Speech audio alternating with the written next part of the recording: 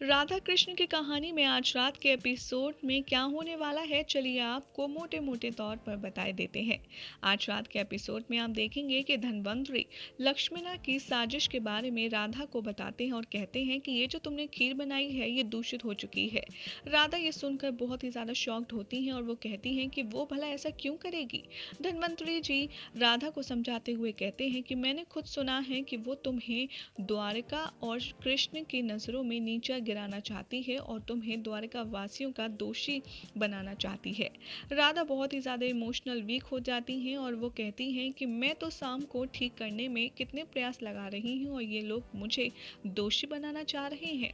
राधा अपने आप को बहुत ही ज़्यादा अभागा महसूस करती है और अपने आप को कोसने लगती हैं और कहती हैं कि मैंने इनके बारे में इतना सोचा, लेकिन लगता है कि मेरा भाग्य में ही दोष है, क्योंकि मैं कितना भी कुछ कर लूँ लेकिन मुझे प्रेम इन लोगों से कतई नहीं मिल सकता। धनवंतरी यहाँ पर बहुत ही ज़्यादा अपसेट होते हैं, राधा को रोता देख और कहते हैं कि ये तुम गलत कर रही हो, ये वक्त रोने का नहीं है बल्कि इस समस्या को सुलझाने का है, क्योंकि इस विषैली खीर को ठीक करने का कार्ड तो मेरे पास भी नहीं है। राधा रोती रोती वहां से चली जाती हैं और जंगल में अकेले जाकर अपने साथ हुई इस घटना के बारे में सोचने लगती हैं। तभी वहां पर श्री कृष्ण आते हैं और उनसे मिलकर पूछते हैं कि क्या हुआ राधा, तुम इतना रो क्यों रही हो। तो राधा यहाँ पर श्री कृष्ण से विलाप करती हैं और कहती हैं कि सब कुछ मेरी ही गलती है, शायद मेरे पुराने कर्म ही ऐसे हैं जिसका मुझे इस जमाने में फल मिल रहा है। जितना मैं कोशिश करती हूँ प्रेम पूर्वक सबको सही करने का, उतना ही गलत होता जाता है कृष्ण। यहाँ पर श्री कृष्ण भी राधा को समझाते हैं और कहते हैं कि जो लोग तुम्हें नहीं समझ पा रहे, खोट उनमें है, तुम में नहीं राधा। राधा पूछती हैं कि अच्छा अगर ऐसा है तो तुम कहाँ थे, तुम्हें तो मेरी मदद करनी चाहिए थी ना कृष्ण, जब मुझे अपनों की ज़रूरत थी तो तुम कहाँ थे। श्री कृष्ण यहाँ पर बताते हैं कि मैं एक ऐसे कार्य में लगा हुआ था राधा जो तुम्हारे लिए और मेरे लिए अत्यंत आवश्यक है, लेकिन सबको मुझे ये बताना ही होगा कि शाम की जो हालत ठीक हो रही है वो धनवंतरी की वजह से नहीं बल्कि राधा की वजह से है। यहाँ पर राधा एक बार फिर से गुस्से में कहती हैं कि ऐसा भला क्यों कर रहे हो कृष्ण, तुमने देखा ना कि सब कुछ प्रेम से करने के चक्कर में मेरे लिए सबके हृदय में सिर्फ और सिर्फ घृणा और क्रोध ही भरा हुआ है। यहाँ पर श्री कृष्ण राधा को समझाते हैं कि देखो मैं जो कर रहा हूँ वो बिल्कुल ठीक है और हमें इसी तरीके से सबको प्रेम का पाठ पढ़ाना ही होगा। साथ ही श्री कृष्ण महादेव के बारे में राधा को बताते हैं और कहते हैं कि जब मेरा और उनका युद्ध हुआ था तब से वो योग निद्रा में हैं और मुझे उन्हें उस योग निद्रा से जगाना होगा। जैसे उन्होंने युद्ध के वजह से एक त्याग किया था, अब मुझे भी एक त्याग करना पड़ेगा, परंतु अभी मैं नहीं जानता कि वो त्याग क्या करूँगा। लेकिन अभी तो चलो हमें चलकर उस खीर को बदलना होगा, जिसकी वजह से वहाँ पर द्वारका में बहुत बड़ा अनर्थ भी हो सकता है। यहाँ पर धन्वंतरी के साथ श्री कृष्ण की जगह राधा रानी के साथ द्वारका में वापस आते हैं दोनों, जहाँ पर धन्वंतरी खीर को खाने से मना कर देते हैं और ये कहते हैं कि राधा ने उसकी सामग्री स्वीकार नहीं की, इसीलिए अब इस खीर में कुछ और पड़ नहीं सकता और बिना उस सामग्री के पड़े ये खीर अच्छी नहीं है, इसीलिए अब नई खीर बनेगी और वही सब सेवन करेंगे। और नई खीर बनाने का आदेश दे देते हैं धन्वंतरी जी सेवकों को।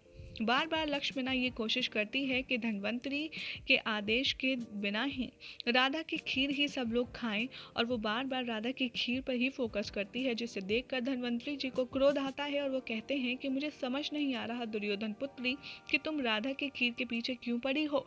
अगर तुम्हें इस खीर में इतना ही चाव है तो लो। और उसके हाथ में खीर का कटोरा थमाते हैं और कहते हैं कि लो तुम खाओ, आनंद उठाओ।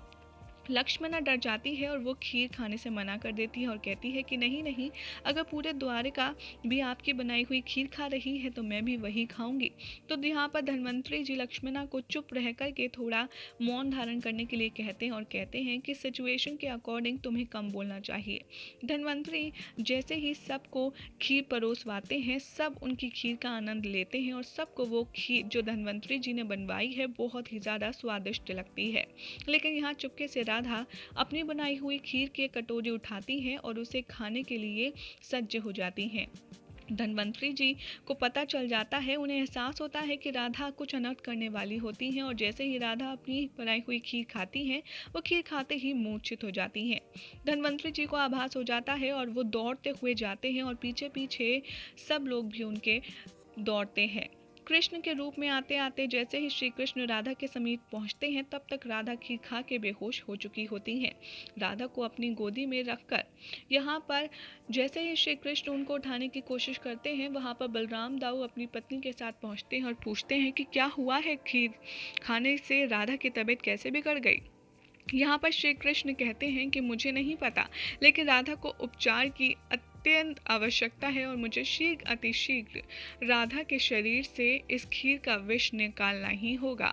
दूसरी तरफ आप देखेंगे, राधा का ये हाल देखकर लक्ष्मणा बहुत ज़्यादा प्रसन्न हो जाती है और मन ही मन सोचती है कि चलो कम से कम राधा जो द्वारका का सबसे बड़ा कांटा है और हमारा सबसे बड़ा रोड़ा है, वो तो हटी।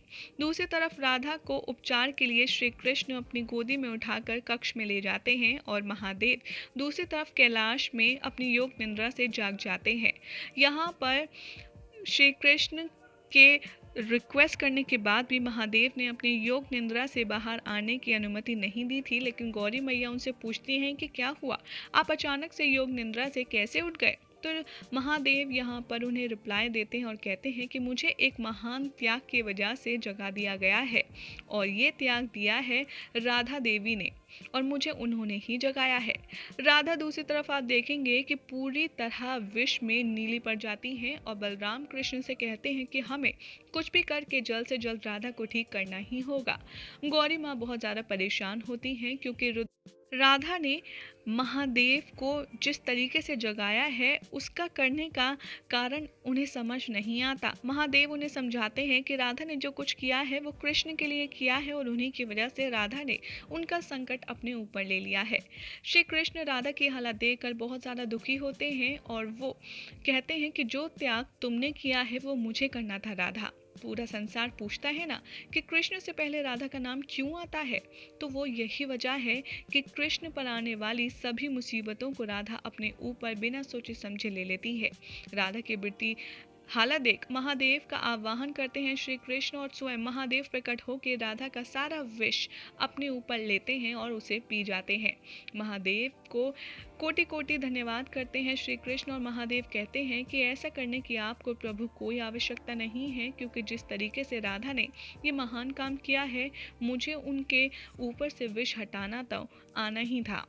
जैसे ही महादेव राधा को ठीक करके जाते हैं, राधा रानी को होश आ जाता है और वो होश आते ही श्री कृष्ण के गले लग जाती हैं और कहती हैं, मुझे पता था कान्हा, तुम मुझे कुछ नहीं होने दोगे।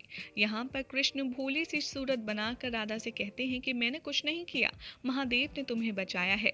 राधा कृष्ण से एक वचन लेती हैं और कहती हैं कि जब हम दोनों एक ही हैं तो तुम जो भी कोई कार्य करोगे उसमें हमेशा मैं तुम्हारे साथ होंगी। लेकिन एक बार बताओ कृष्ण, तुमने मुझे क्यों बचाया? मुझे तो धन्वंतरी भी ठीक कर सकते थे। कृष्ण राधा की बात सुनकर थोड़ा सा हंस जाते हैं और कहते हैं कि नहीं, आखिर धन्वंतरी मेरे सामने है ही क्या, उसने जो कुछ सीखा है वो सब कुछ मैंने ही सिखाया है। और तुमने कभी देखा नहीं कि धन्वंतरी मेरे सामने आने की हिम्मत तक नहीं करता? कभी जब मैं होता हूँ क्या धन्वंतरी आसपास भी होता है? कृष्ण यहाँ पर राधा को सताते हैं और एट लास्ट कृष्ण राधा के सामने धन्वंतरी के रूप में आ जाते हैं और उन्हें बता देते हैं कि वो ही धन्वंतरी हैं और कृष्ण ही धन्वंतरी है। ये देखकर राधा बहुत ज़्यादा हैरान होती हैं और कहती हैं कि कितना अभिनय करते हो तुम कृष्ण, लेकिन यहाँ पर तुम ऐसा रूप धारण करके क्यों आए हो? शाम को ठीक तुम स्वयं भी तो कर सकते थे। कृष्ण राधा को समझाते हैं कि मुझे शाम का पिता बनकर उसे ठीक नहीं करना, बल्कि राधा और कृष्ण के प्रेम को सर्वशक्तिमान साबित करना है। इसीलिए मैं तुम्हारी मदद कर रहा हूँ और प्रेम की शक्ति को समझाने के लिए मैं हर संभव प्रयास करूँगा। और यहीं आज रात के एपिसोड खत्म हो जाएगा।